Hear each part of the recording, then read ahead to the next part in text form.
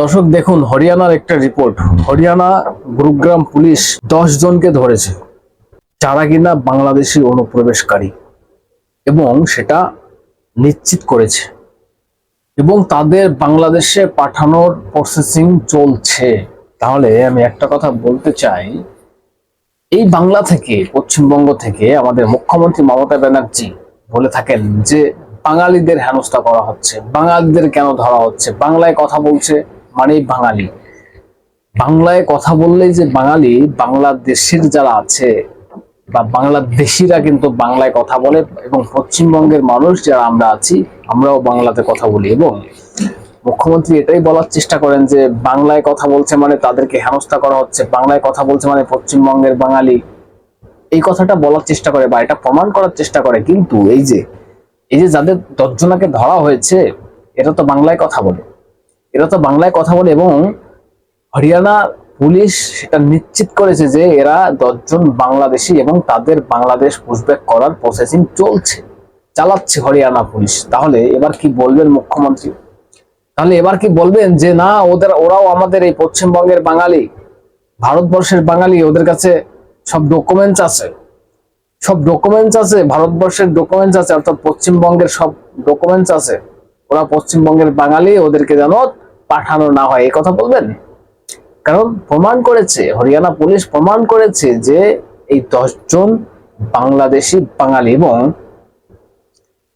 মমতা ব্যানার্জিকে আমি বলতে চাই যে আপনি বাঙালি নিয়ে কথা বলছেন, এরা তো বাঙালি, অর্থাৎ বাংলাদেশের বাঙালি। প্রিয় দর্শক, আমি নয়ন রায়, আপনারা দেখছেন হাবড়া টিভি। দর্শক, কারো 5টা সুযোগ নেই 5টা অথেন্টিক পের বাস্তব রিয়েল কথাটা বলছে, যেটা সত্য সেটাকে স্বীকার করতে হবে, অন্যায়ের বিরুদ্ধে প্রতিবাদ করতে হবে, অন্যায়ের বিরুদ্ধে আমাদের প্রতিবাদ চলবে। তবে আপনাদের বলবো চ্যানেলটা সাবস্ক্রাইব করে পাশে থাকুন, সঙ্গে থাকুন। দর্শক, এবার পয়েন্টে আসি। আপনারা দেখেছেন ইদানিং মানে যত ভোট এগিয়ে এসছে আর তত বাঙালি বাংলা এইসব সেন্টিমেন্ট নিয়ে খেলা শুরু হয়েছে। কারণ উন্নয়ন নেই রাজ্যে, কোনো উন্নয়ন নেই রাজ্যে, আছে চুরি দুর্নীতি এইসব। আর এখন ভোট প্রচার কি করে করবে? 2026-এর তৃণমূল ভোট কি করে প্রচার করবে? যে এটা তো বলতে পারবে না আমরা উন্নয়ন করেছি, আমাদের সেই উন্নয়নের নিরিখে ভোট দাও, এটা তো বলতে পারবে না। এবং এখন মুসলিমদের একটা জুজু ধরিয়েছে এনআরসি। আর এখন এই বাংলা বাঙালি নিয়ে সেন্টিমেন্ট খেলতে গিয়ে হয়তো হিন্দু কিছু ভোট টানার চেষ্টা করছে, যে বাঙালিদের হেনস্থা করা হচ্ছে। এরাও তো বাঙালি, যে যাদের ধরা হয়েছে এরাও তো বাঙালি, তাহলে এরা তো বাংলাদেশি প্রমাণ হয়েছে। তাহলে মুখ্যমন্ত্রী এই কথাটা বলতে পারতেন না যে ভারত সরকার যে কাজটা করছে, এবং সংশ্লিষ্ট রাজ্য যদি উদ্যোগ নিয়ে থাকে যে বাংলাদেশি অনুপ্রবেশকারী এবং রোহিঙ্গা যারা আছে তারা ভারতবর্ষের বিভিন্ন প্রান্তে ছড়িয়ে ছিটিয়ে আছে, তাদেরকে ধরে ধরে পুশব্যাক করা, এই কাজটা যদি ভারত সরকার বা সংশ্লিষ্ট রাজ্য করে থাকে, তাহলে এটা তো মুখ্যমন্ত্রী মমতা ব্যানার্জি সাপোর্ট করা উচিত।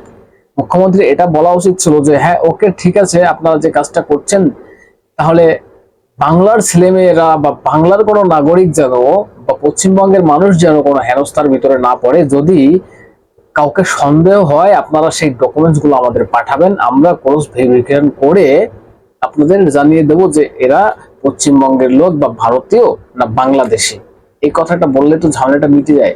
কিন্তু সেটা না বলে বাঙালিদের হেনস্থা করা হচ্ছে, বাঙালিদের বেছে বেছে ধরা হচ্ছে, এইসব বলা হচ্ছে কেন? এরা থাকলে আপনাদের লাভ হয়, তাই না? কোন স্বার্থে, কিসের স্বার্থে সেটা তো আমরা জানি। বাংলাদেশি রোহিঙ্গা এবং বাংলাদেশি মুসলিম ভোটটা তো আপনাদের দেয়, আপনার তো ভোট ব্যাংক এরা। মুম্বাইতে একটা ঘটনা ঘটেছে, একটা মার্ডার কেস হয়েছে, সেখানে বলা হয়েছে বাঙালিদের বেছে বেছে মার্ডার করা হচ্ছে, এবং শুভেন্দু অধিকারী এসব নিয়ে একটা প্রতিবাদ করেছেন। আমি শোনাবো শুভেন্দুর বক্তব্য, শুনুন। উত্তর দিয়ে দিয়েছে, ওই জন্য ওদের এক্স এমপি পার্থপ্রতিম রায়কে ভুয়া পোস্ট করে ডিলিট করতে হয়েছে। মুম্বাই পুলিশ প্রমাণ করে দিয়েছে মমতা মিথ্যাবাদী।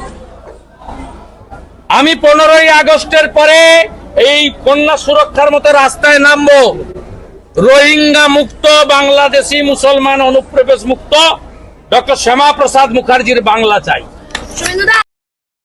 শুনলেন শুভেন্দুর বক্তব্য?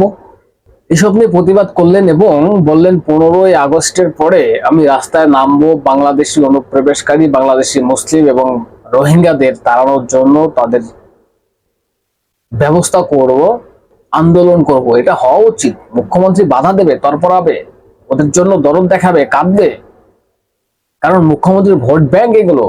ভোট ব্যাংক হিসেবে মমতা ব্যানার্জি ব্যবহার করে। যতই কান্নাকাটি করুক না কেন, যতই ছটফটানি করুক না কেন, এই প্রক্রিয়াটা শুভেন্দু অধিকারীদের খুব জলদি এই পশ্চিমবঙ্গে চালু করা উচিত। এবং এই পশ্চিমবঙ্গে কত অনুপ্রবেশকারী রয়েছে, কত বাংলাদেশি রোহিঙ্গা রয়েছে, সেই সংখ্যাও একটা বললেন। কারণ আপনারা জানেন যে উড়িষ্যায় প্রায় 50 লক্ষর উপরে নাম বাদ দেওয়া হয়েছে ভোটার লিস্ট থেকে।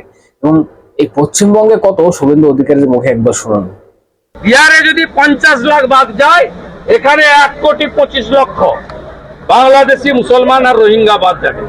আর সব হিন্দুদেরকে আমি অ্যাসিওর করছি, ভারতীয় হিন্দু মুসলমানকে অ্যাসিওর করছি, আর ধর্মীয় কারণে বাংলাদেশ থেকে আসা হিন্দুদের অ্যাসিওর করছি, একটা কারোরও কোনো অসুবিধা হলে উপরে মোদিজি যদি গ্যারান্টার থাকেন, এই রাজ্যের এলওপিও একটা ছোটখাটো গ্যারান্টার। দর্শক শুনলেন তো, যে উড়িষ্যায় যদি 40 থেকে 50 লক্ষ হতে পারে, এই পশ্চিমবঙ্গে 1,25,00,000 এর বেশি হতে পারে, হবে। চেক দিলে এটাই ধরা পড়বে। এটা আমরাও বলতে পারি দর্শক, পশ্চিমবঙ্গে যা অবস্থা হয়েছে, কারণ উড়িষ্যায় যদি এই অবস্থা হয়ে থাকে, আর পশ্চিমবঙ্গে কত তাহলে। আর ভারতবর্ষ জুড়ে যেভাবে অনুপ্রবেশ হয়ে মতলব এই পশ্চিমবঙ্গ হয়ে ঢুকে সারা ভারতবর্ষে ছড়িয়ে পড়েছে রোহিঙ্গা এবং বাংলাদেশিরা, এবং তাদের ধরার জন্য সরকার যেন কঠোর ব্যবস্থা নেয়, খুব শীঘ্রই যেন তাদেরকে এই ভারতবর্ষ থেকে চেক দিয়ে তাদেরকে বের করা হয়, এবং পশ্চিমবঙ্গে যেন এটাকে চালু করা হয়। দর্শক কি বলবেন এসব নিয়ে? আপনাদের যদি কিছু বলার থাকে, আপনাদের গুরুত্বপূর্ণ মতামত জানাবেন কমেন্টস করে, এবং নজর রাখবেন হাবড়ে টিভিতে। চ্যানেলটা সাবস্ক্রাইব করে পাশে থাকবেন, সঙ্গে থাকবেন।